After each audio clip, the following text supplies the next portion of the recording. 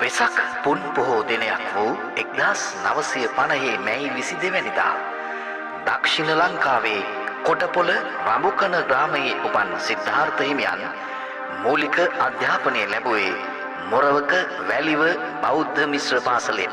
වැලිව ගංගාතිලක විහාරයේදී පැවිදි වූ සිද්ධාර්ථ හිමියන් 1972 දී මහනුවර මල්වතු මහා විහාරීය උපෝසථාගාරයේදී උපසම්පදාව ලැබුවා. උන්වහන්සේ කැලණිය විශ්වවිද්‍යාලයෙන් බෞද්ධ දර්ශනය පිළිබඳ විශේෂ උපාධිය ලැබූ අතර මහ ජනතාව අතර බෙහෙවින් ප්‍රකට වූයේ මෙරට ගීත සාහිත්‍ය වෙනුවෙන් කළ අනූපමේය මෙහෙවර නිසායි.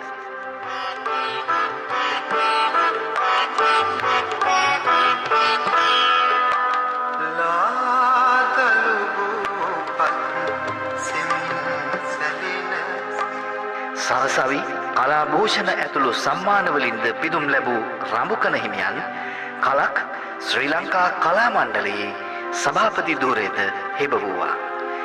ගිලන්ව ශ්‍රී ජයවර්ධනපුර රෝහලේ වැඩ සිටි උන්වහන්සේ ඊයේ පස්වරුවේ අපවත් වන විට වයස අවුරුදු 76ක්.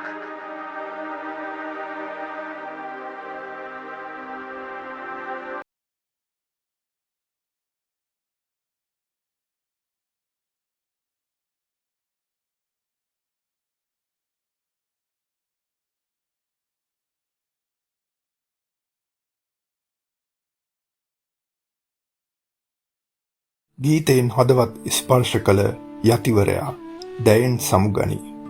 රඹුකන සිද්ධාර්ථ හිමි. උන්වහන්සේගේ ගීපදවල විශේෂත්වය වන්නේ ධර්මදේශනාවක් ලෙස නොව විශේෂයෙන්ම දහම සහ සාහිත්‍ය එකට එක් කරමින් පරම්පරා ගණනාවක් රස විඳින ගීත නිර්මාණය කිරීම උන්වහන්සේගේ සුවිශේෂී හැකියාවක්. ඉන් ගීත කීපයක් මෙහි දැක්වේ. ගීතයක් ලියා මිනිසෙකුට සිතන්නට යමක් ඉතිරි කිරීම රඹුකන සිද්ධාර්ථ හිමියන්ගේ ගී පදවල සැබෑ විශේෂත්වයයි.